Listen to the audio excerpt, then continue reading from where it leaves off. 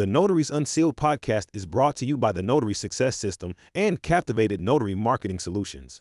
Coming up on this episode. I think I was too busy overthinking the entire process, even though I went through my state book. It's okay to run your business a little bit different than what everybody else is doing. Keeping your mind active in other places outside of just your business and outside of this notary world is really important. Real smooth this time. We Notaries Unsealed. This my everyday life. Yeah. We Notaries Unsealed. Every day I hustle out here living it right. Let's go. We Notaries Unsealed. Put the stamp down and stop in front of the mic. Here we go. Took the game over, we home now. We soldiers. Griff, Mathurin, and cue the podcast. You can't hold us. Y'all heard the word. Y'all heard the word. Griff, Mathurin, and cue. What's going on, Notary World? Welcome to Notaries Unsealed. I'm your host, Quentin Smith, and I'm here with two distinguished gentlemen. Ismael, Mathurin, say what's up to the people. Hey, what's going on, folks? And Mr. Seben, Griffin, notary out of Virginia Beach. Griff, say what's up to the people. What's going on, party people?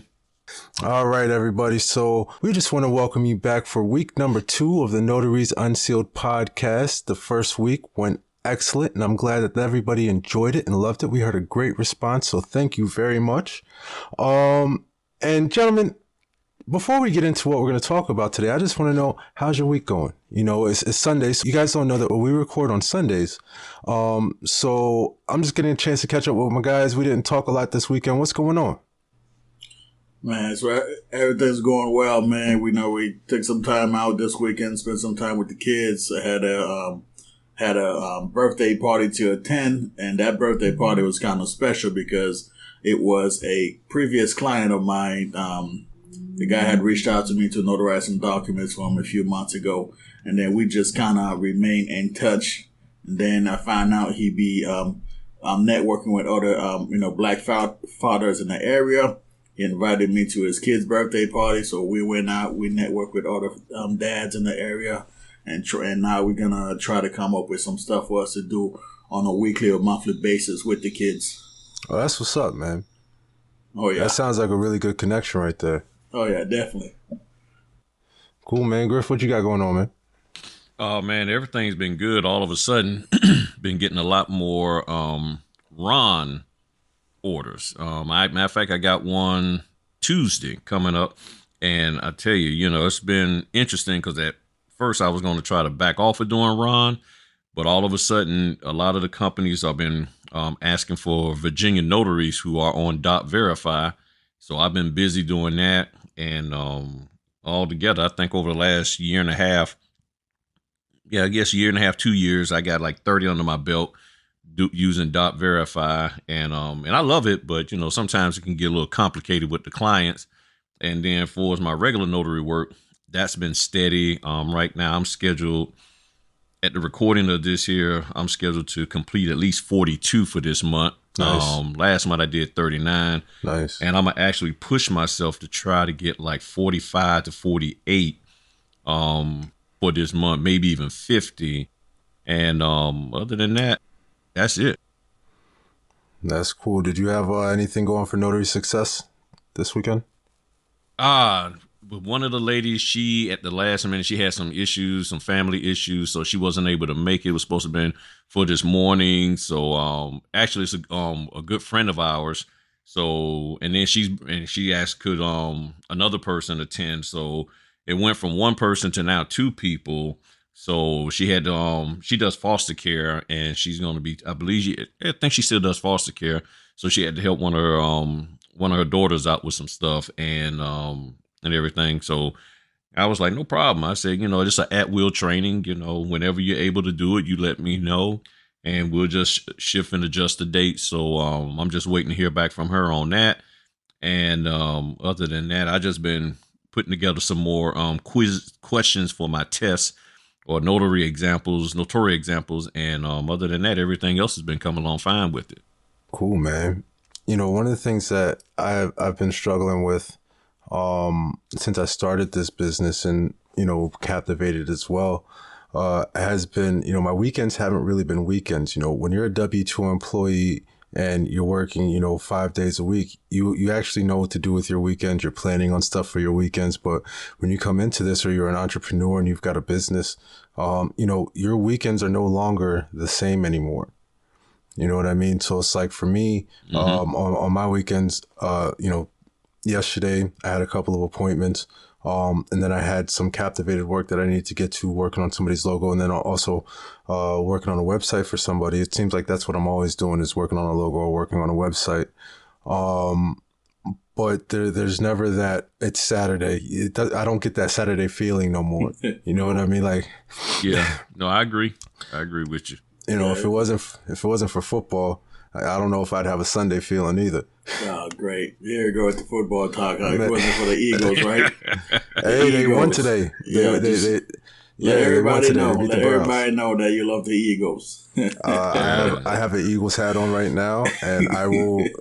Yeah, they won their little play preseason game. Yay! That's all right, though. You know what? Play preseason. I don't watch preseason. Hey, I don't watch preseason for the W's. I watch preseason to see the guys that might have to replace the starters at some point. That's it. All right, hey, I love my team. All right, y'all can criticize me all you want to. I don't care. Whatever. Yeah, Q. He probably every weekend looking at that little Mark Wahlberg movie where he was playing the little guy. Yep, I know exactly. I know exactly what you're talking about. Yeah, Invincible. When he was playing Vince Papali. No, I stopped doing that 3 years ago. Thank you. See, I do it every weekend. Invincible. I'm invincible. Hey, you know what? My daughter didn't know any nursery rhymes other than the Eagles fight song when she was a baby. That's all I used to sing to her. I mean, she was born July 31st, which is like right on the cusp of training camp and preseason starting. So all she heard growing up was "Fly Eagles Fly." She knew how to spell Eagles before she knew how to spell her name. That's crazy. Hey, you know what? I guess she's a true fan, huh? Hey, that's how we do here in Philadelphia. We bleed green. All right, so shout out to all my Eagles fans, and if you're a Dallas fan, we'll see you this year. Hey, we'll see y'all. Anyway, so our topic for today, and I'm going to pose this question, is what were some of the bad habits that you had to overcome when you decided to pursue entrepreneurship? So when you were just looking at starting your own business and you were saying, okay, this is what's required of me. And it doesn't have to be like an immediate thing. Although I know when I decided that I was going to start another business, I knew what was required of me. But it could also be things that you had to learn over time to say, you know what, I can't do this no more. Like, I need to change the way that I'm doing this. What were some of those things and obstacles that you had to overcome within yourself to become the successful entrepreneur that you are today? Oh, man. Mathurin, yeah. Look, I feel like, I think everybody goes through it, is procrastination. I remember, when I became a notary, and it actually took me a while. It took me a few months for me to actually get out there and, just procrastinating on, I think I was too busy overthinking the entire process. Even though I went through my state book, I know the laws, I know what I can and cannot do. And I still procrastinate because I was, when you're starting something new, a lot of people will, fear. I know, based on your mindset, determining your mindset, fear doesn't exist. But, as a human being, we do allow certain things to get us to overthink. So we get to a point where we know what we should be doing, but at the same time, we are thinking about, okay, so what if I fail? So what if the first few months doesn't go the way I want them to go? But at the end of the day, what you need to realize is you just have to take the first step.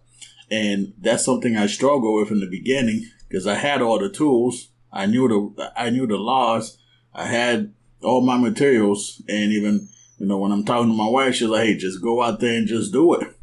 But, after a while, once I finally decided to get out there, I overcome that. And it became a lot more easier than what I was thinking it was going to be. So it's a matter of, having the right mindset. Do not procrastinate on what it is that you have to do, making sure that you have a proper plan and just execute it.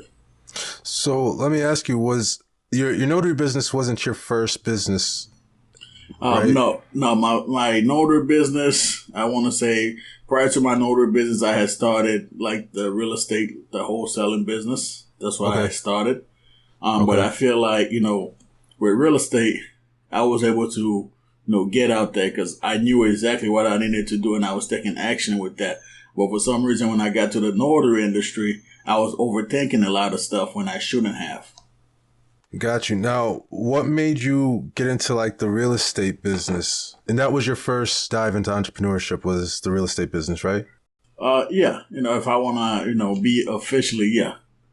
Okay, so what made you go that route, and what were some of the challenges that you had coming from being just a strictly W-2 employee mindset person to jumping over into real estate, saying like, listen, I'm going to make a change and go out and start this for myself? Like, what were some of those things that you struggled with?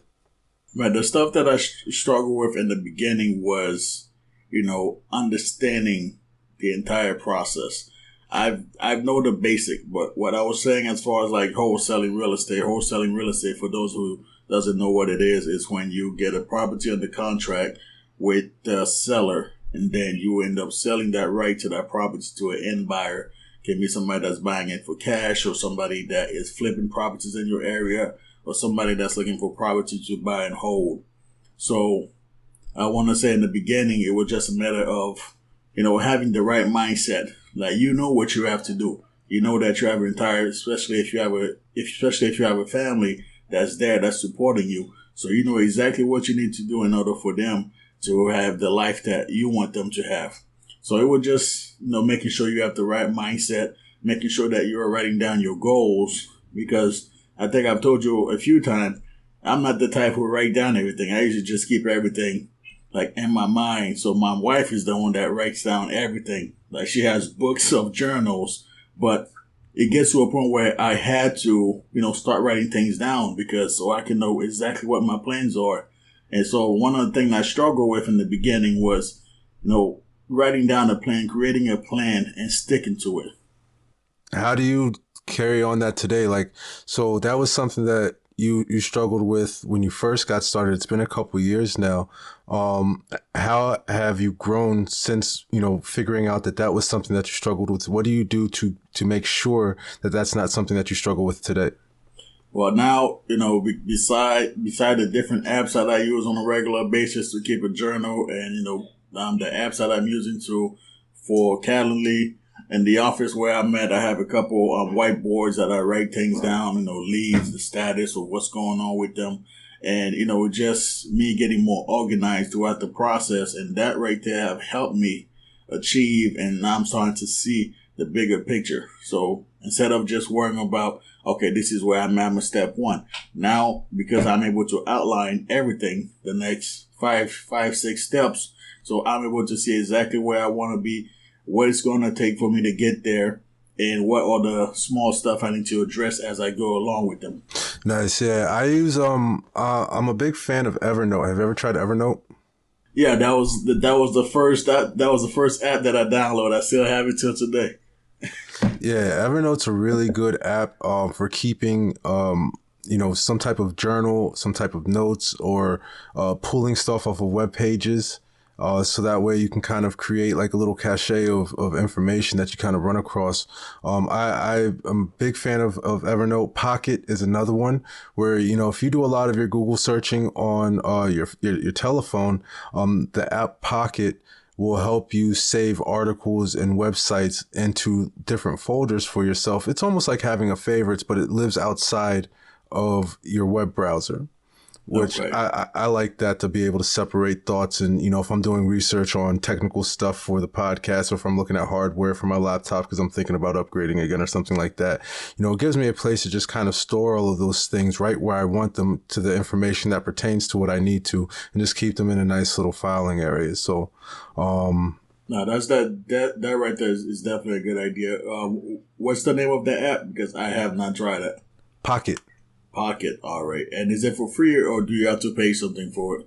So it's free, and they also have a paid version as well. The free is abundant enough for me, but the paid version has some other options out there. So okay, all right, that definitely check it out.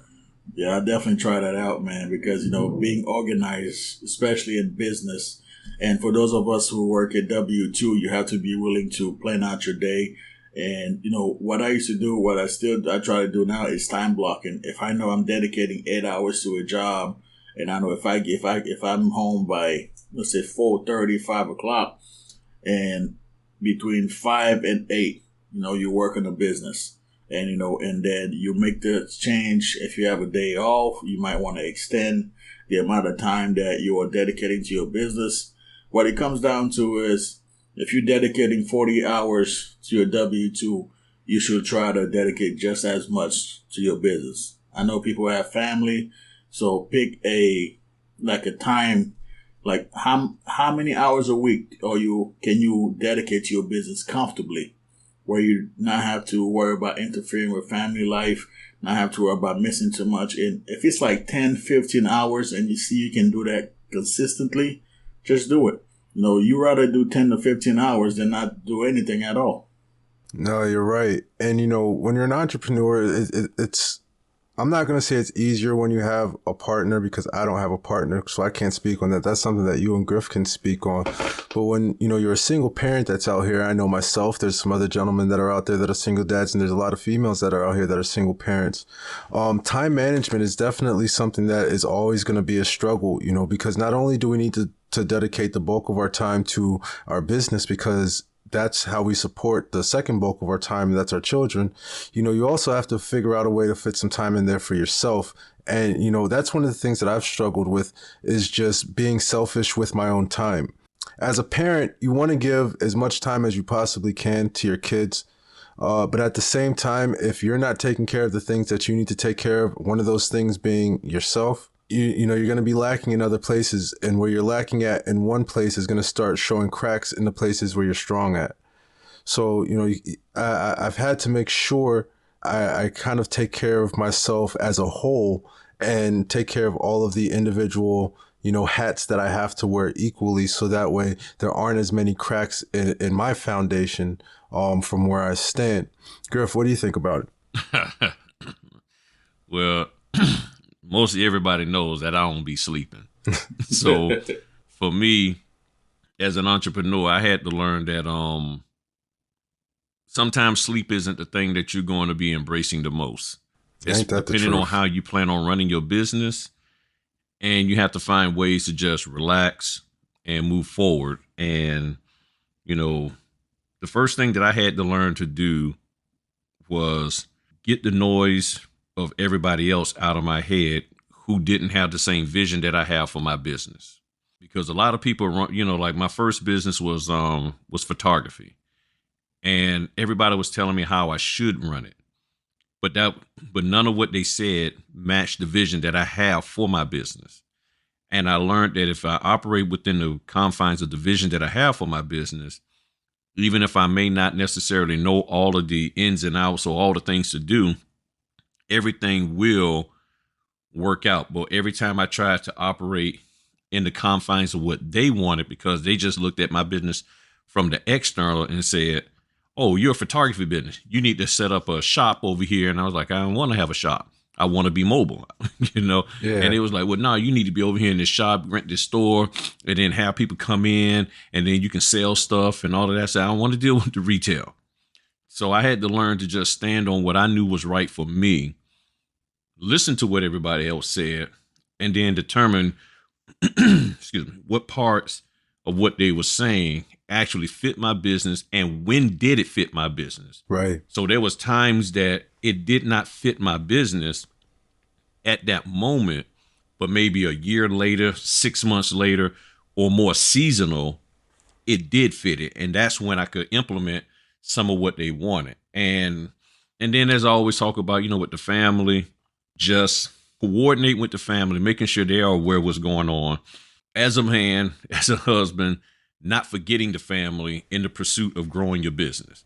It's easy to get so caught up and, I'm not leaving my wife. She's not leaving me.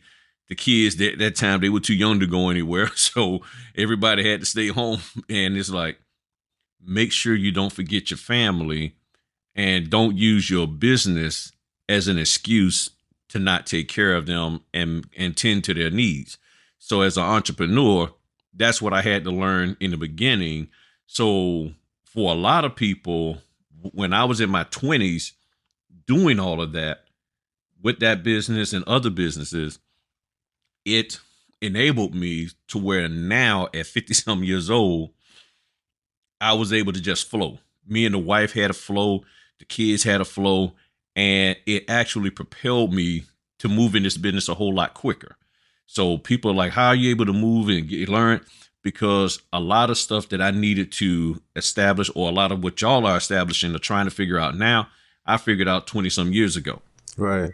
Yeah. And all I'm doing is just wash, rinse, repeat what I did 20 years ago. So when I had the photography business, then when I had I actually had I had a radio broadcast that I was doing for a while, ministry broadcast, and a TV show at the same time that I was doing. See, Griff out and here then doing I late had night my radio. IT consulting, huh? So Griff, you was out here doing late night radio. Yeah, I was doing radio. I was doing interviews and all that stuff with local ministers and all that kind of stuff. So I was doing it. One day I probably need to show y'all one of I ain't gonna show the rest of the folk, but I'm gonna show you fellas because I just found a video of me back in the day. You know what, Griff? we might need to get the audio and just do like a little audio on our next show. Just a little snippet. Yeah, a snippet of and radio Griff. Yeah, it was when I listened to it, I'm like, man, I'm still rolling the same. I'm still rolling the same, trying to teach and educate and help people to move forward in what they're doing. So, and even with that, I would record that late night. So all of that really prepared me for YouTube. So when I got on YouTube, I was used to being up late at night, 1 o'clock, 2 o'clock in the morning, doing recordings. I was sitting there by myself, videotaping myself, editing, splicing, doing the intro, the outro. I mean, I had a 15-minute radio broadcast, and I had it had to be a 30-second intro, 30-second outro, 14 minutes of talking. Jeez. It had to be on point every single week. And I had the intro, the outro, and then I had to actually sit there and record for 14 minutes on the dot because it was only for 15 minutes. And it worked out great. And it took me some time, but I learned it.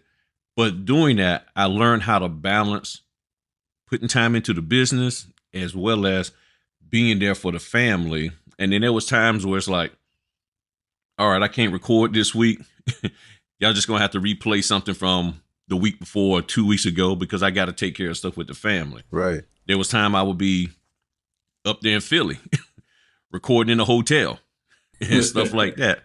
You know, so those are the things that I would do. And then the engineer, since he had my intro and outro, I just send him the clips and he like, okay, I got you. But as I got older, I just learned that the family comes first. Your business is going to grow as long as you understand what you need to do. Be mindful of the people who you're listening to because not everybody has the same goal and vision as you. And it's okay to be different. It's okay to run your business a little bit different than what everybody else is doing. And if you're okay with that, you'll be fine. And then internally, I just had to start figuring out, okay, let me see what some of the areas of deficiency that I was having.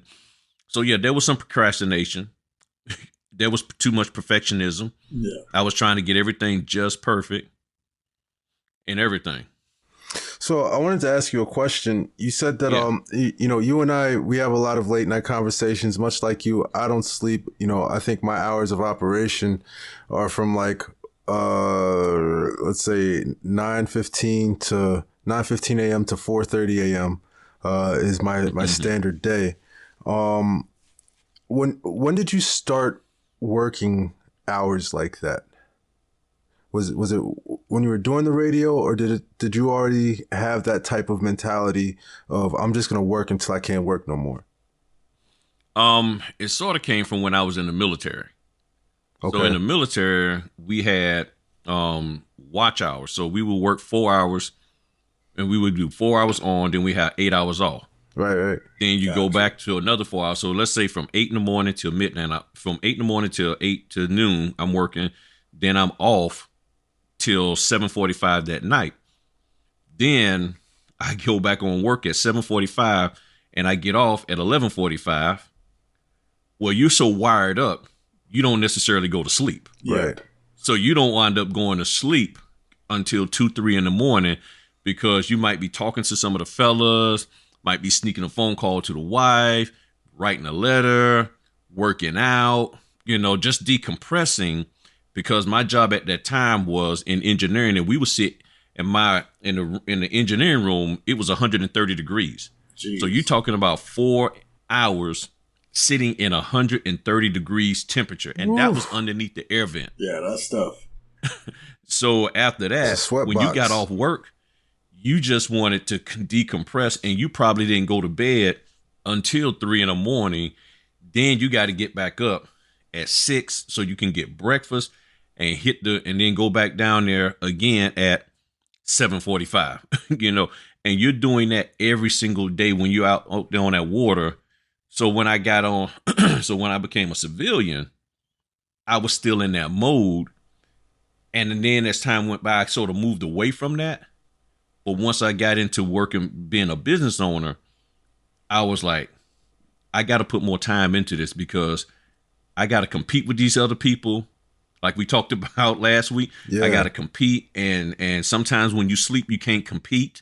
And that was during a time where there was none of this here, making money when you sleep, passive income, courses online. Yeah. It was, you got to go out there and hit the grindstone. And then when it came to the recording, all of that, working a full-time job, tending to the kids, making sure my sons, was doing their gymnastics and doing their golf and helping the wife out. It was like, I'm not going to worry about sleep. I'm going to just keep working until the job is done. And once it's done, then I can go to sleep. And my mindset is if it's still percolating in my head, I have a hard time sleeping. I'm the same way, I need man. to know that I put forth every effort. If something is undone, it's because it can't get done at that moment. And even last night, I was working on some stuff and I was falling asleep at the keyboard. I said, okay, now I made the choice, never do stuff when I'm sleepy. So I'm not going to prep docs when I'm tired. I'm not going to do my accounting when I'm tired. None of that. If my mind isn't sharp, I'm not going to do those things because what happens? I end up redoing them over and over and over again. Right. So, yeah, I mean, I will force myself to go to sleep, or my body will make me go to sleep. Yeah. No, I'm the same way, man. Like when I start working on stuff, and usually if I'm up late, it's because I'm being creative. Well, I'm always up late because I'm up creating for other people. And I can't fall asleep if it's not done. If I'm not satisfied with where that project is, I can't go to sleep because I won't sleep well. It completely throws me off. And, and for me, not sleeping isn't that big of a deal. When I was a consultant, working in EMRs and kind of traveling around the country, I used to work night shift. I used to work 7P to 7A, and the thing about that is, when you're home, so I'll give you a little background on it. When you're home, you're not working. When you go off to another hospital, let's say if I was going to Cali or something like that, right?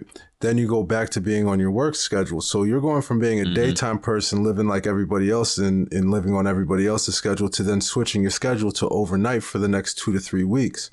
So, a lot of times what would end up happening is, you start your shift at 7P, you get off at 7A. You usually wouldn't get back to the hotel until about 7:45, 8 o'clock. And then after that, depending on where you were in the hospital, a lot of times I was in the ORs or in the ED seeing a lot of things, a lot of trauma patients, just seeing a lot of stuff. You need time to decompress from that. So getting home at 8 o'clock, and then I wouldn't fall asleep until maybe 10:30, 11 o'clock after checking in on the kids, getting something to eat, taking care of other things that I might need to take care of, go to the gym, go to the grocery store, something like that to get something that I need. And then you're sleeping from 11 to 4:30. right? So that's 5.5 hours of sleep. That's all.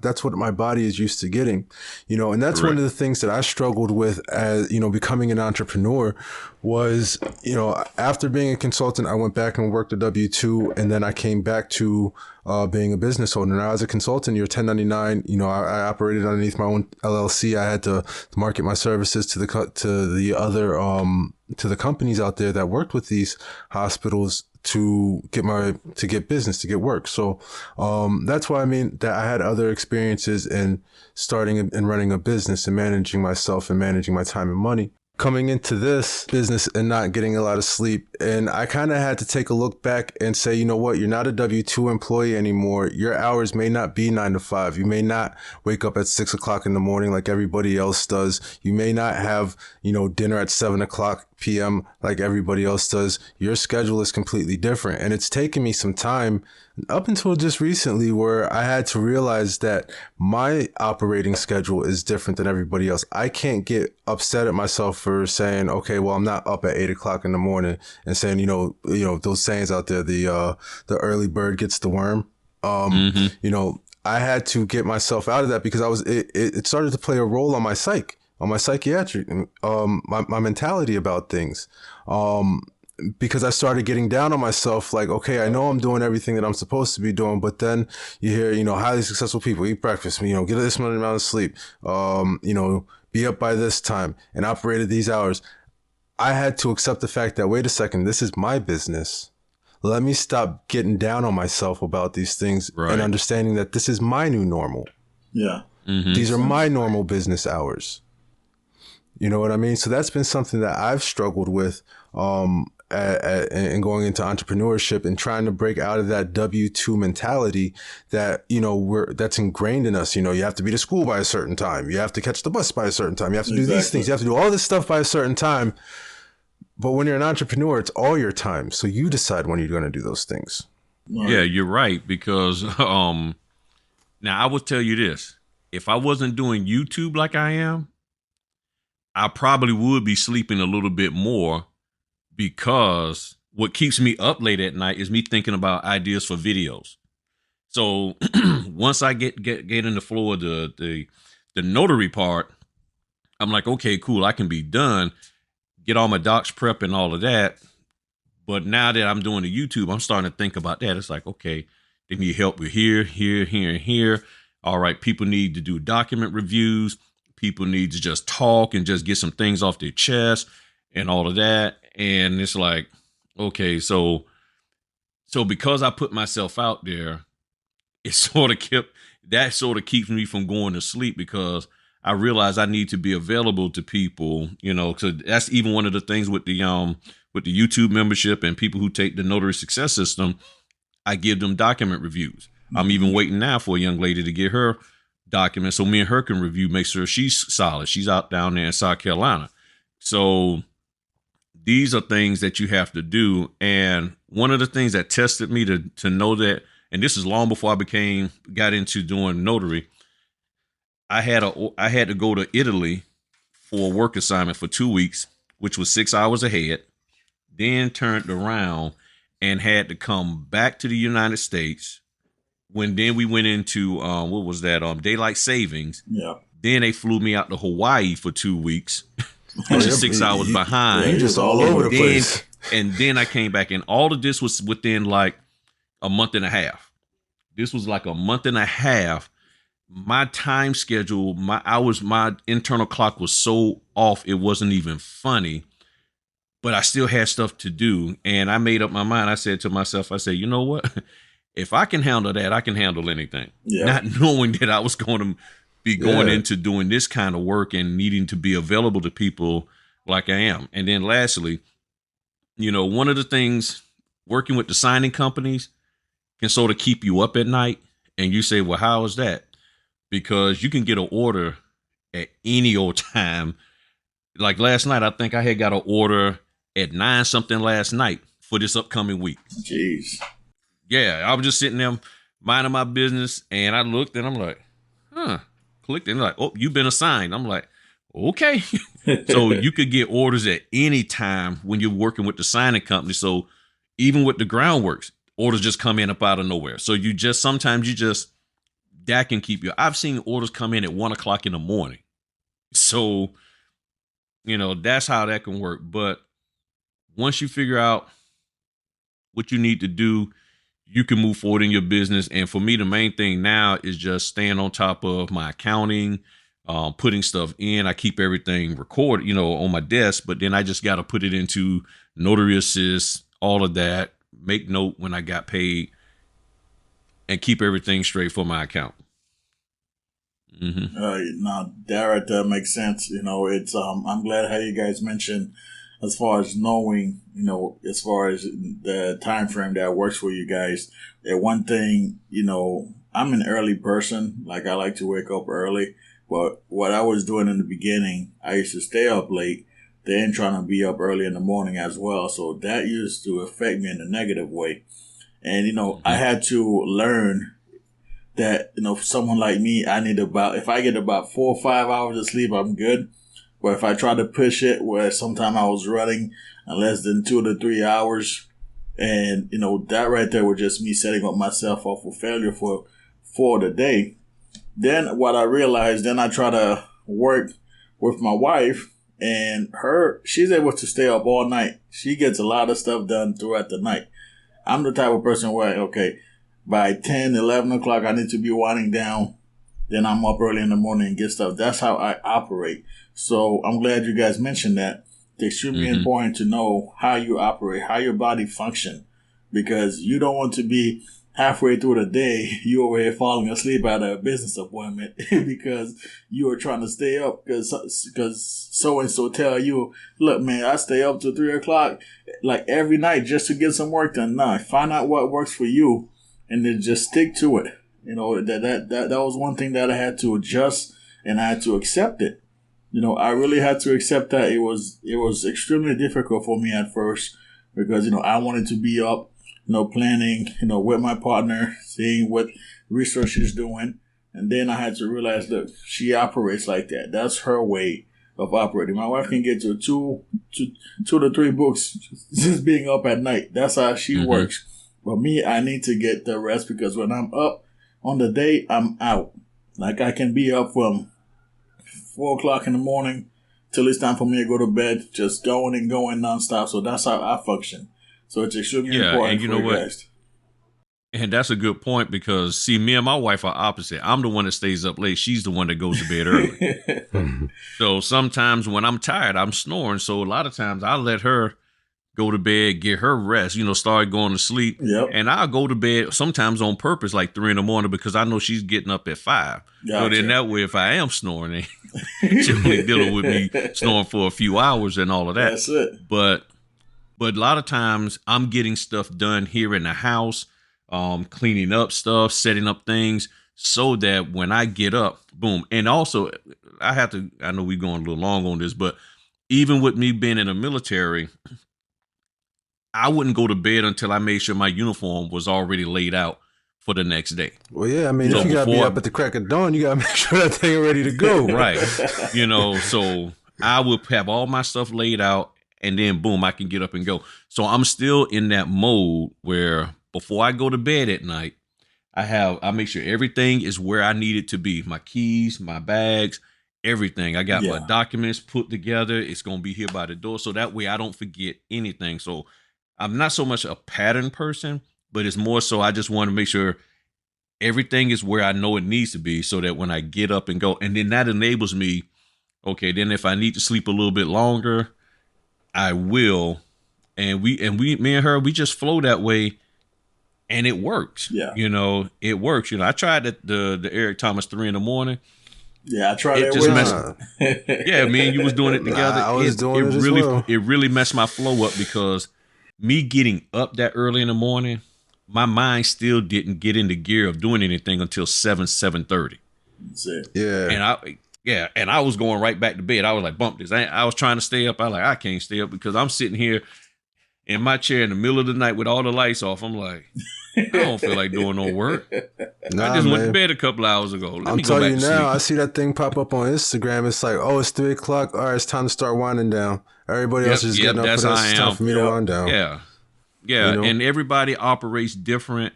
And as long as you're being successful in the way that you're operating, that's what's important. And now if I have to get up, if I got a client that needs me up at 7:00 in the morning Oh, see, that's different. to do a signing, like I got one coming up this week, I got to be about Newport News, Virginia, which is about 45 minutes away. I got to be there at 8 in the morning. I already know I'm going to have to go to bed a little bit early the night before, get up, everything straight, and then go hit the road and be there by 8 because that's going to be during the time where all the military is going to be on the road. So I know I'm going to have to get up and be on the road before 7:00. So that way I can be on that side of the of town probably 20 minutes before I need to be there. But I'm going to be over there and I'm not running late. So when I have to get up early and do stuff, well, yeah, I'll do it. But that's the beauty about being an entrepreneur. You do it how you feel. Exactly. Yeah. I love that. No, I'm with you on that. Actually, I took an appointment today. I usually don't take appointments on Sundays. Sundays is usually my day not to work. But a lady called me last night.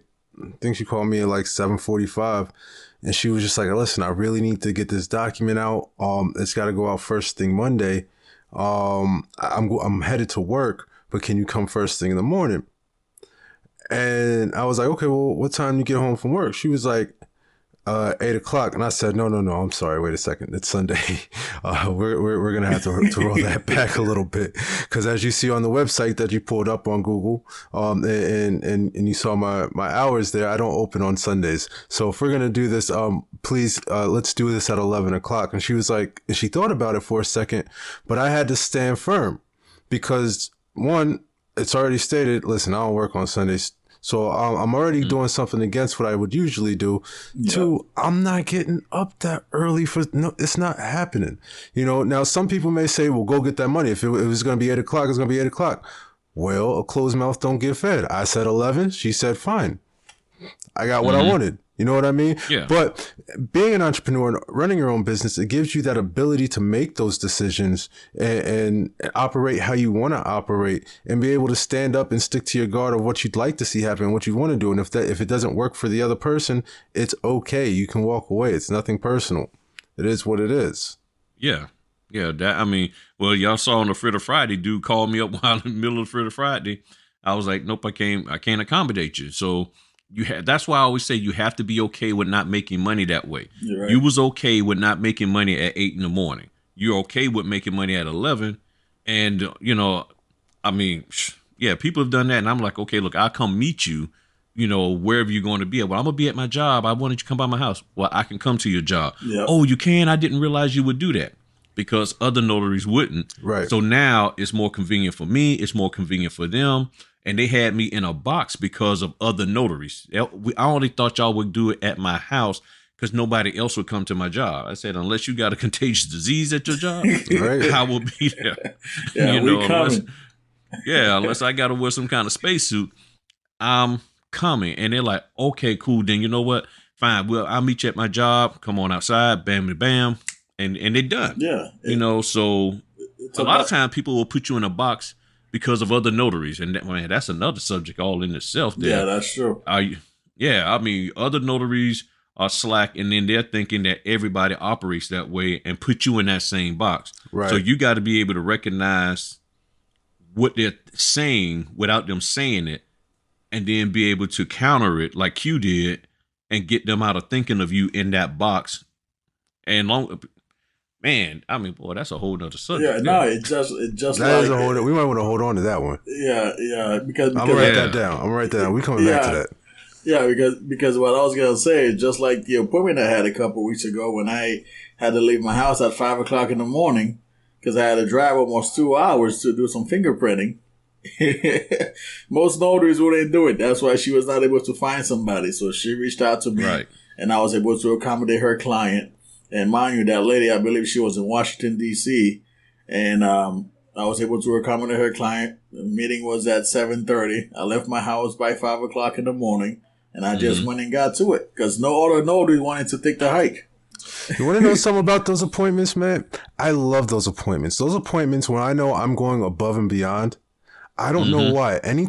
For me, this has just been my experience. Anytime that I'm going above and beyond, and it's definitely noted that this is way above and beyond what the services are. Yeah. Those appointments go great. I feel great going into them. Yes. I just feel good about, I know that I'm doing something that's just outside of the norm. And I know that this person understands that this is outside of the norm, and they're going to appreciate what I'm doing. Absolutely. That's exactly that's been my experience. I can see a situation where that wouldn't be the case, but just in my own experience, that's what I've been working with, and I enjoy that. Yep. So I never had an issue. Just like today too. I went to the appointment. I met with her. She was like, "My husband has to be at work by 11 o'clock. That's fine. I can come for 8 or 9 o'clock." Now, she's a repeated client, so when you start getting those type of repeated clients, you know they are willing to make the adjustment. And as for you providing the service, you have to make the adjustment as well. And then not only that, just like I was telling you guys, now I'm going to network with one of her friends for some other opportunities that I was looking into. So you have to make the adjustment, because a lot of notaries in your area, not just notary, just in business in general, you have to be willing to make the adjustment to set yourself apart from other businesses in your area. Mm-hmm. Yeah, and that is true. Cause like I was saying in Instagram live, I was doing when we on this recording earlier, how the title company was having a fit because the CD came in at the last minute. I was 3 minutes away from the lady's house. A TD, what was it called? The CD came in, and I said, "No problem. I'll come back by and get it taken care of for you." And it was 4 or 5 hours later, but I got it done, and they was happy. Yep. That's awesome. That's awesome. All right, folks. So you just heard some really great talk from the Notaries Unsealed. We're going to take a quick break, and we will be right back, folks. Talk to you soon. The Notary Success System is the notary industry leading face-to-face loan closing training on the market. You are actually conducting a mock loan closing with a full set of loan closing documents. At the end of the training, you will have the confidence to conduct any loan closing you are assigned. Go to notarysuccesssystem.com and choose your date and time. Peace.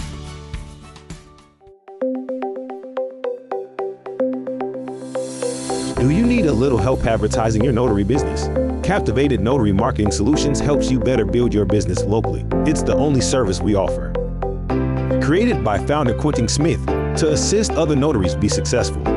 We offer affordable solutions like unique custom logos, premium digital ads, and multiple options to help you build your social media presence. Visit us online at www.captivatednotaryms.com. Subscribe today and get captivated.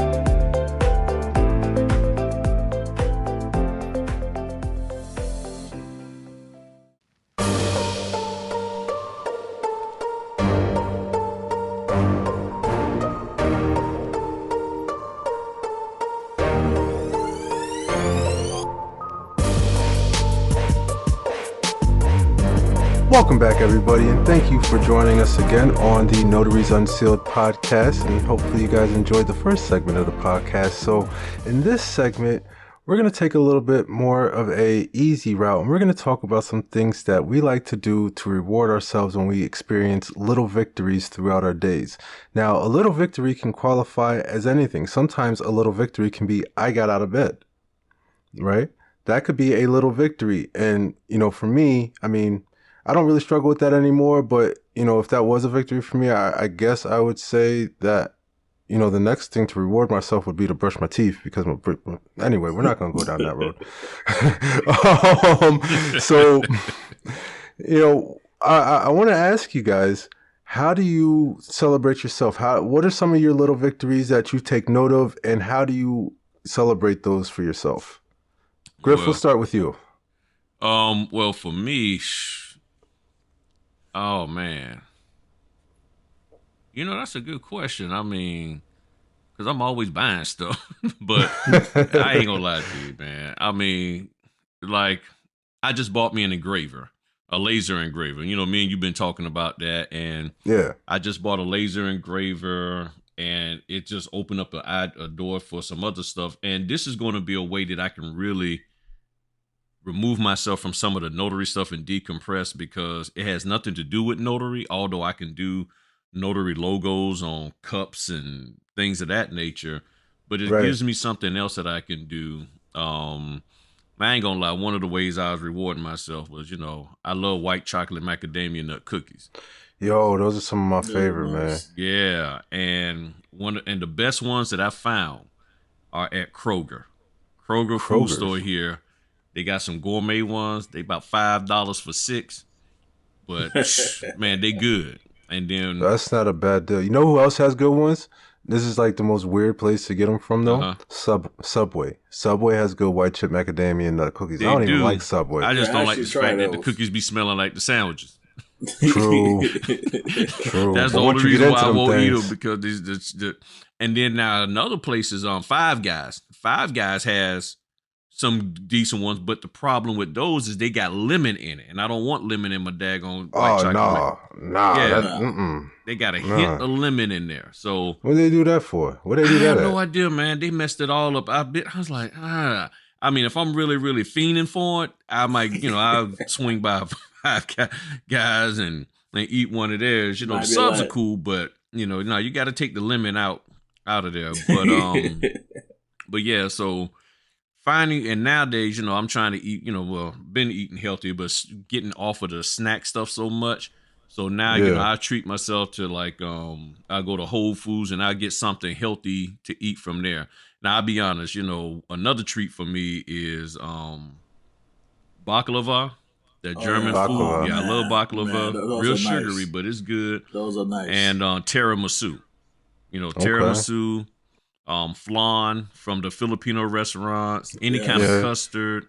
I will, and then cheesecake. Love my cheesecake, A good and I love cheesecake. cheesecake over a fritter any day. You give me a cheesecake versus a fritter, I'll take a cheesecake all day long. Nah, man. See, that's where we part ways. Remember last episode I was talking about there's certain things that just mentally don't sit right with me. Cheese and cake do not belong man, together. Here we go. Oh, Okay, man, I it love just me some cheesecake. I can't. No. Cheese belongs on pizza. Cake belongs with frosting. I don't. I man. can't mix those two together. It somebody completely gonna messes keep- my bed. somebody my Yeah, mind see, up, the man. Cheesecake Factory, they have a white chocolate macadamia one.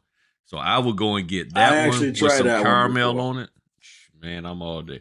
I But actually yeah, can't do it. but other things I do to just sort of kick back and relax. Sometimes it's just looking at something that has nothing to do with business. Right. Like I talked about my Kung Fu Panda.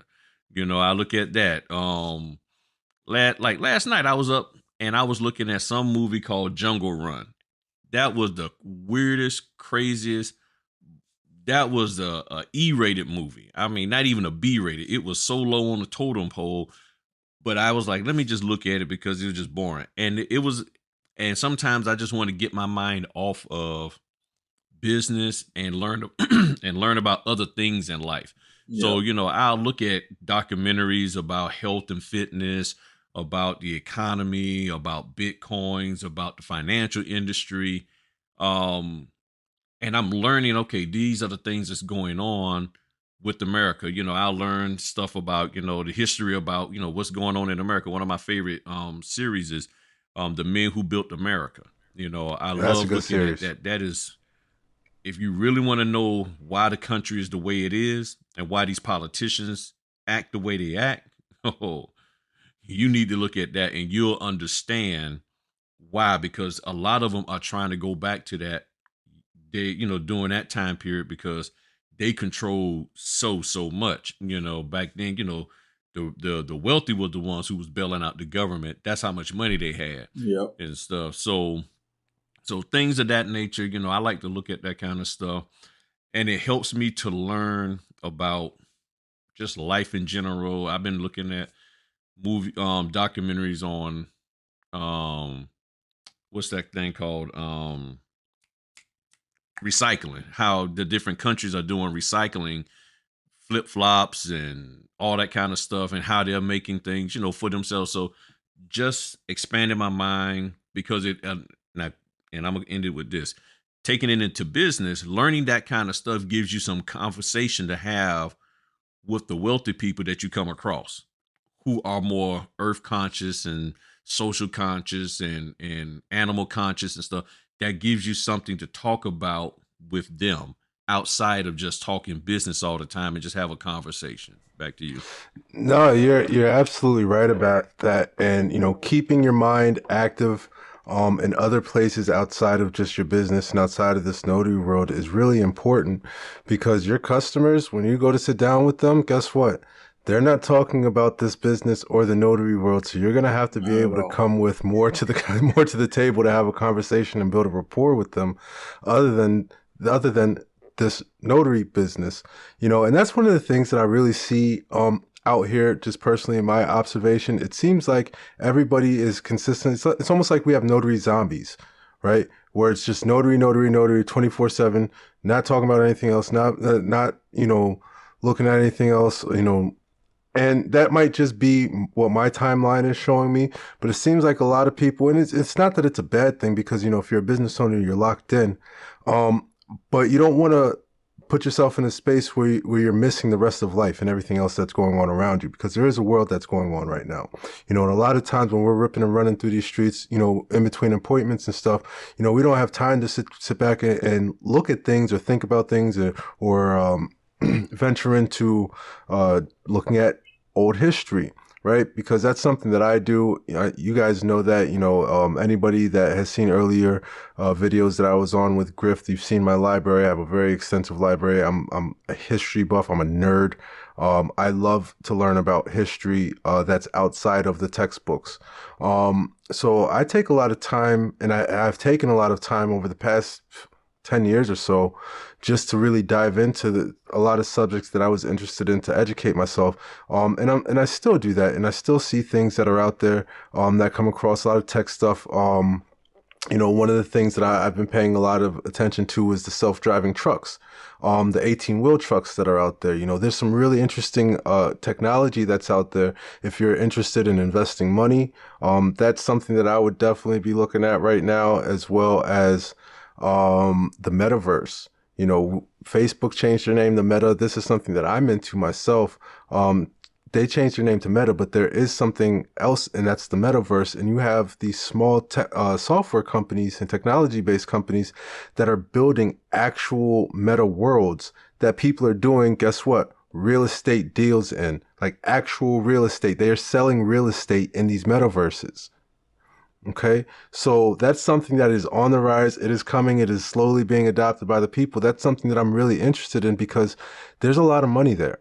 There's a whole lot of money, and it's not something that's being openly talked about. So as I'm building my business, looking at more ways that I am working to grow towards, and things that I'm looking to invest in, that's one of those things that I you know, pay attention to. And that's one of the things that that I do to reward myself, is I fill myself with, this doesn't make any sense, but I fill myself with more knowledge and use my brain even more to reward myself, which just sounds so backwards now that I said it out loud. but that's what I do, Mathurin. What about you, man? What are some things that you do? Oh man, look, I think, no, I'm somewhat like you as far as the reading. I enjoy reading a good book. You will not catch me doing no ebook. That's not my thing. I like to actually have a physical hard copy where I can write down notes, highlight, whatever I need to do. You know, for those of you who are able to read a ebook, congratulations to you, but that's not my thing. But, you know, I like to read, enjoy, you know, just, you know, going to the gun range and stuff like that. Or I might just go to the gun shop, you know, get some ammo, just look at what else is out there. Come on, man, you got to order ammo online, bro. I got to put you on the websites. Well, bulk order, okay? Do not buy ammo at the gun stores. Look, love your local gun store, support your local gun store, buy your ammo online. Hey, you know what? Send me those websites, man, because it's time for me to get, you know, get some stuff. I'll tell you right now, and this is for anybody else that's interested. You know what, guys? We are going to cross this little barrier right now. www.ammoseek.com. That is the website to go to purchase bulk ammunition online. A lot of military guys use it. A lot of law enforcement use it. I learned about it from a military guy. www.ammoseek.com. What it does is it's a search database, and it crawls through the internet to search for all sale price items on ammunition. So if you're buying 100 rounds, 200 rounds, 400 rounds, 500 rounds, 1,000 rounds, it will find the cheapest deals for you on all of the online ammo shops.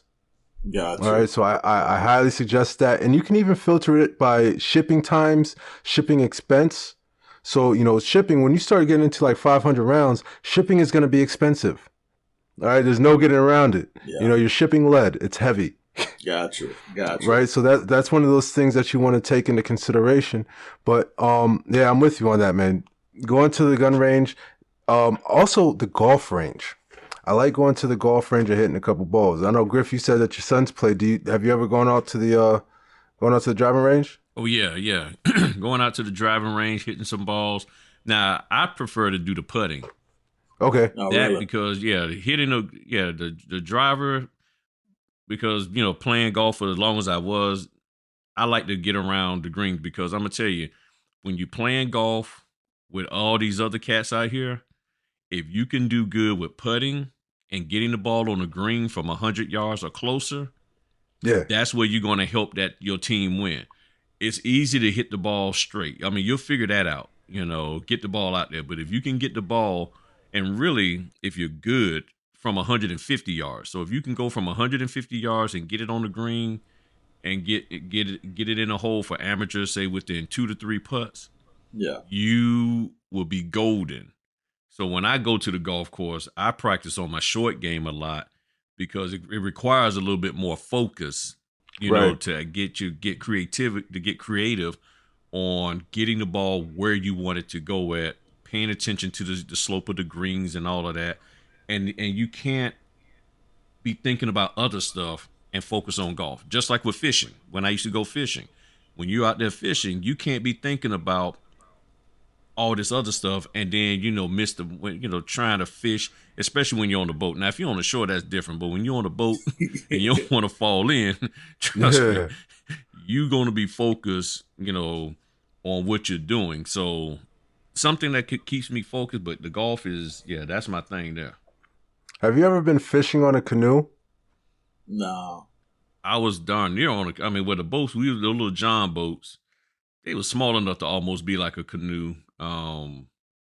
But I've never been on an actual canoe. No, same here. My wife was trying to get me to, she was trying to get me to do one, right? I believe it was, I don't know if it was like about 10, 20, I don't know how long. Cause all I know it is from the town where she wanted to start to where we at, that's at least a good 30-minute drive. So to be on a canoe from that, I'm like, look, I never been on one, and you trying to get me to do all this. Yeah. My first time, I was like, I don't know about that, But but her father does it on a regular basis, so that's something eventually I would want to try out. But I'm not gonna be canoeing for 2 hours on my first try. I can't do that.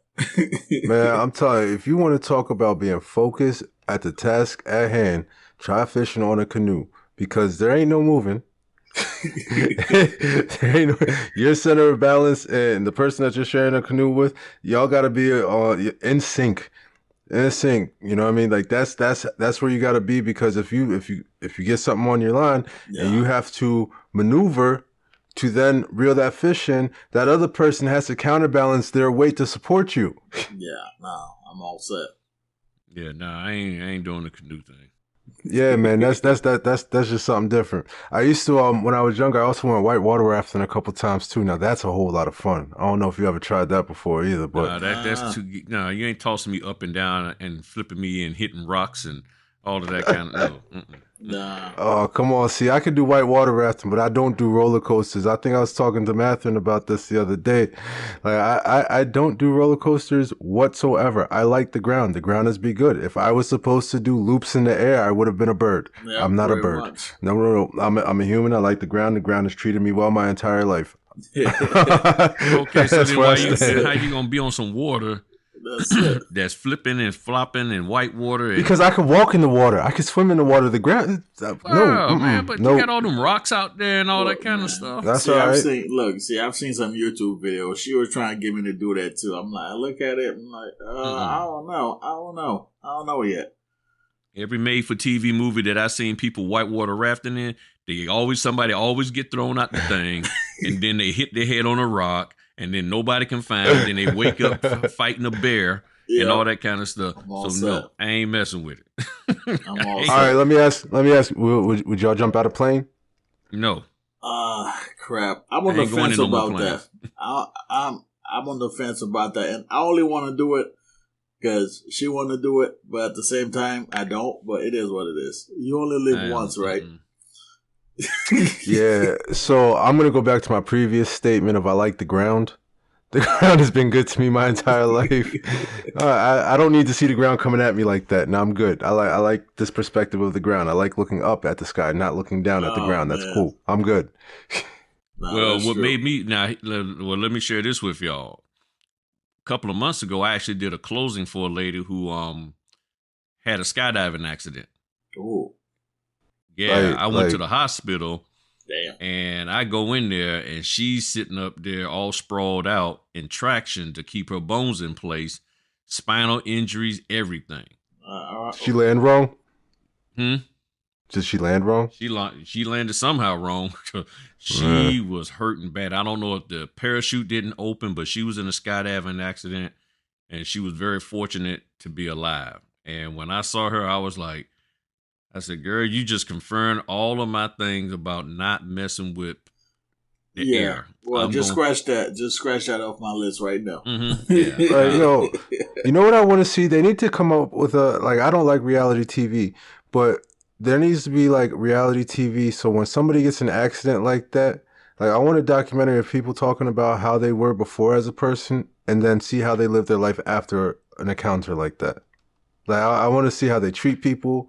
You know, how they treat their family, how they go about their days, if they're actually thankful for the opportunity that they have to still be alive. Yeah. Because so I'll disclose some stuff about some personal history about myself. So when I was younger, I had a lung disease. Well, I still have a lung disease, and I flatlined 3 times, right? And I shouldn't be here today. So, and this happened when I was 12 years old. Ever since then, I've lived life with a purpose. I've always tried to help people just because I know how quickly life can be taken from you. You know what I mean? So I'd really like to see people that just encounter like these close encounters and they shouldn't be alive and just document how they go about their lives afterwards. I think that would be cool. That would be very interesting. I mean, it might be only be like on Hallmark or Lifetime or something like that. But, I think... you know what? I'm pretty sure there might be something similar, but because you say it might be on Lifetime or Hallmark, we don't know. I don't know. I'm just saying, I think that would be really cool to see how people recover from those life-threatening situations and how it changes them. Yeah, no, that's true. Sure, I'll definitely be interested in doing that. But Griff, thanks for letting me know about that skydiving accident. I'm crossing this off my list. Yeah. ASAP. And see, when I was a kid, I had too many close calls myself. I mean, there was too many times where I almost lost my life as a kid doing things that I shouldn't have been doing. And so you're right, Q. It does make you change your perspective of what you do in life, and it makes you a lot more careful, Yeah. And just the most life-changing thing in my life happened when I forgot how old I was. I know I was in high school, and we was all hanging out, and one of the kids came out of his house with what I thought was a toy gun. And it was actually a shotgun. Oh, damn. And it was all beat up looking, scratched. So in my mind, I'm thinking it's a toy because every time you look at a gun on TV, it's, it's all pristine and pretty, nothing. And he was like, yeah, shoot me, man, shoot me. And something told me, don't pull that trigger at him, put it up in the air. And when I hit that trigger, that thing knocked me to the ground into a tree. And I was just sitting there, and everything in my life was like, you know what? I could have lost everything because playing around with these kids, thinking that this was a toy, you can't take nothing for granted. No. You know, and a couple of weeks prior, I had got stuck in Florida. We got this real soft mud, and I had got stuck in the mud. We was out there trying to do some stuff we shouldn't have been doing, and we was on some people's property when the tide was low and walking through a creek. And all I could say is I hit the ground. I hit the creek. I hit the ground wrong and sunk into the mud up to my waist. Jeez. And my friends left me. Damn. And they left me, and I crawled out of it. So I was sitting here like, you know what? I need to rethink my life. I really need to pay attention to what the heck I'm doing, so I don't mess stuff up. So they left you. Yeah. So they left you in there. Oh yeah, they left me. Oh Man, yeah. Look. I'm surprised you still use the word friends today, Look, not as acquaintances. soon as I see them, man. As soon as I see them, you'll have been on site. Like, oh yeah. I mean, I was. Yeah, you know, like I was. Man, like Bernie Mac used to say, there'd be some furniture moving in this one. I'd still have smoke about it today if they left me there. That's crazy. That is no, crazy. we would still have smoke to this very day. Oh yeah, they laughed and stuff. I was like, yo, they was like, and I was the heavier one out of all of them, so I hit the ground wrong. See, I sunk straight in, and man, oh man, I tell you, I was scared as all get out. I was like, man. Yeah, nah, that stuff right there. Yeah, so with that kind of stuff happening, and then with the kid bringing the shotgun, I was like, you know what? Nah. I said, you know what? And I think that's what really made me start taking more care of, like, okay, let me just focus on me and stop worrying about being around so many people. Because you're around the wrong people, you can wind up getting yourself in some trouble trying to be with the cool kids and not even realize it. So that was a huge life-changing event, even though I physically didn't get hurt and nobody else got hurt, but it was the potential of what could have happened. And I think I was the oldest kid at the time. Yeah. Oh, there wouldn't have been no excuse. Y'all wouldn't know Griff right now. Griff would have been in lockup and everything. I probably would have been, one of the characters on The Wire and all that kind of stuff. Somebody been portraying. Oh. Yeah, you know what? It's stuff like that, man. It's the little things, and I feel like stuff like that have to happen to us in life in order for us to grow, in order for us to elevate our mindset to who we become in life. We all had those moments, the situation that we were part of, and now that you're looking back at it, you're like, damn, was I really involved in this, or did this really happen, or I shouldn't have made it there? Man, look, I had a friend of mine, a good friend of mine, back when I used to live down there in Florida. Unfortunately for him, I want to say he got probably spent the rest of his life in prison. He got caught up with the wrong crowd, and there was this one time that I was hanging out with him, and there was like shootout happening. It's like everything that could have gone wrong that day. I'm like, you know what? I'm glad that when it happened, I was no longer in the area, because I was literally standing in front of his house when things happened, and then I left about 10 minutes prior to. And then, I just look back at certain things. I'm like, man, we've been in certain situations where if I had got caught up in a situation like that, just like you were saying, Griff, you guys wouldn't have known me, because I would have just happened to be at the wrong place at the wrong time. And, stuff happens, man. Stuff. And my name ain't Hancock, so I already know I wasn't going to do good in no lockup. I know that for sure. Yeah, I ain't built for that. But you mentioned The Wire a few minutes ago, Griff. Let me ask you a question, Mathurin, you too. Is there anything better? Have y'all found something better than The Wire? I haven't watched it. I have never watched it. I just know I just I'm know done. they're This supposed to be. podcast, folks, thank you for watching Notaries Unsealed. There will not be an episode 3 because these dudes right here ain't watching the best show that's ever been on TV. So Captivated Notary and everybody, we are no longer associated with nobody. I can't even believe what I'm here. I'm just playing. I can't believe what I'm here. Y'all ain't never seen The Wire? Never. I ain't never seen not an episode. Look, I've heard about it, but I've never actually sat Hold down on. and watched it. We just sat here and talked about a B-rated show when y'all still ain't seen one of the greatest shows ever on TV, and it's sitting there, you can watch it for free. Oh man, look, nah, I never seen it. I'm so disappointed. Like, I am shocked and awe. Look, I never seen it. Look, man, when I used to work at the prison, the inmate used to tell me about it, but I never seen it. This is preposterous. Oh man, well, I never looked at a single episode at all. I ain't gonna lie to you and stuff. Now I did catch a couple of episodes of that Boardwalk one. Okay, now Boardwalk, I think Boardwalk would be in like the top 7. The Wire for me is number 1. And then I'm gonna go with The Sopranos number 2. But depending on the season, those two could flip flop. Even though I love The Wire, The Sopranos is just an amazing show. I mean, there's no getting around that. Yeah, well, see, I'm not even gonna say what I was about to say next, so we'll just leave it as that. well, then that means you seen Godfather of Harlem then. The Godfather of Harlem was good too. The Godfather of Harlem doesn't have the same running time as The Sopranos. That's why I can't rank it higher. The Sopranos has a longer storyline, so it ranks higher for me. But that's not taking anything away from The Godfather The Godfather of Harlem. Yeah, that was real good. Yeah, but I believe they're in the process of bringing it back, right? For a third season, I believe. But I think The Sopranos had like 8 seasons. So when you have a show that is that entertaining for 8 seasons, I'm sorry, a show that's only been around for 2 seasons cannot be better than that. Well, I didn't say it was better. I was just saying I like the Godfather of Harlem because it's great. I like I like the way he ran his operation. Yeah, no, that's Bumpy, right? Yeah, Bumpy Johnson. Bumpy Johnson. Yeah.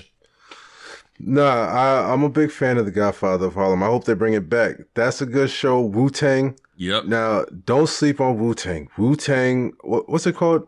Is it Wu-Tang, the American Trilogy? Is that or the American Saga? American Story or something like Yeah, Wu-Tang is good. Yeah. Yo, that is a very good show. Season 2 came out earlier this year. Check it out. It's worth watching. I'm telling you, it's not what you would think it is. They do a really good job. And the dude that plays ODB, if you grew up in that era, and you can recollect who ODB was and how he behaved, that actor is spot on. And I don't know if you guys knew this or not, but ODB has a son that actually fills in for him when Wu-Tang has concerts. Dude looks just like his pops. Yep, I've seen just like him. his pop. Yep. He's got the cadence down. He's got all of it down. That is Well, it looks like they say that The Godfather has been renewed for a third season, so we'll see. Awesome. That's not shooting this year, is it? Nah, it was no. No, it doesn't say anything. Did y'all get a chance to check out Snowfall? No, not yet. No, I haven't looked at that one. Yeah, Snowfall, a lot of people compare it to The Wire. I actually got bored with Snowfall probably after like the 3rd season. I started getting bored with it. But the first couple seasons were really good. Oh, really? Yeah, see, I might Oh, so then that means you must be, then you had to look at Ozark. Ozark's good. I like Ozark. Yeah, Ozark. Yeah, Ozark's good. Yeah. I watched that one. You know that, did you ever watch Billionaires? Or Billions? Billions on Showtime? No, I haven't seen that one. Nah, Billions is really good. Billions is about, what is it? You got an attorney general going against, tech guys that are worth billions of dollars, and, they try to find all the loopholes, and the attorney general is trying to catch them and stuff like that. It's just cat and mouse game against, the law and the rich guy that's trying to break the law with white gloves on. You know what I mean? Okay. So, yeah. I enjoy shows like that. I like smart shows, but I also like stupid shows too, like Disjointed. Yeah, that's a Netflix show about marijuana. I said it. I don't care. Whatever. It's a good show. All right. It's a good stupid show to watch at 4:00 in the morning. Gotcha. When you don't feel like thinking too much. And like we were talking about when we first started this segment. These are things that we watch to take our minds away from business, because we dedicate so much time to this and so much effort into and so much of our energy into our business that we need these things to step away just for a little bit. Yeah. Doesn't have to be for That's too long. true. We need it just for a little bit. And ice cream and tacos. Yeah. Ice cream and tacos and cookies. So that's my guilty pleasure. That's my number one guilty pleasure. Cookies. Is cookies. That if I did something similar to a Fritter Friday, it'd be like a Cookie Tuesday. All right, and I have a box of chocolate chip cookies with white chocolate macadamia and some snickerdoodles. That's crazy. Well, that's it right there. Yeah. Cookies, huh? Cookies. Yeah. That's good stuff, man. That's definitely good Cookies stuff. and Netflix and Canva. There we go. Cookies, Netflix, and Canva. That's me at 2:00 in the morning. That's crazy. All right, folks. Do we have anything else to talk about? Nah, man, that was it. That's it. I think we're good, man. All right. Just another day. It looks like this has been another successful podcast for us. Next week we've got a guest coming up. We're not going to reveal that quite yet. You guys can wait to see next week, but we're really excited to get into what we're talking about. I'm not going to give it away right now. It's on the tip of my tongue. I'm not going to give it away. Yeah. So, with that, we're going to say, have a great rest of your day. Love your life, love your business, and love yourself. We're Notaries Unsealed, and we'll see you next time. Peace. Peace. Y'all have a good one. You guys have a good one. Don't forget to like and subscribe to it. Put the stamp down and stop in front of the mic. I don't know, like Touch the game over. I don't know. Wait, we gotta figure this thing out. Anyway, y'all have a good one. Take care. Peace. Y'all heard the word. Y'all heard the word. Griff, Mathurin, and Q. Yeah, we on the verse. So diverse with no rehearse. That's how we work. Authentic when we give it. If we said it, then we meant it. Not to be confused with other people's views. They get it how they get it, and we get it how we do. Look, homie, this a whole different game. We got a whole different aim. We in a whole different lane. Yeah. We Notaries Unsealed. This my everyday life. We Notaries Unsealed. Every day I hustle out here living it right. We Notaries Unsealed. Put the stamp down and step in front of the mic. Took the game over, we home now. We soldiers. Griff, Mathurin, and Q the podcast. You can't hold us. We Notaries Unsealed. Every day I hustle out here living it right. We Notaries Unsealed.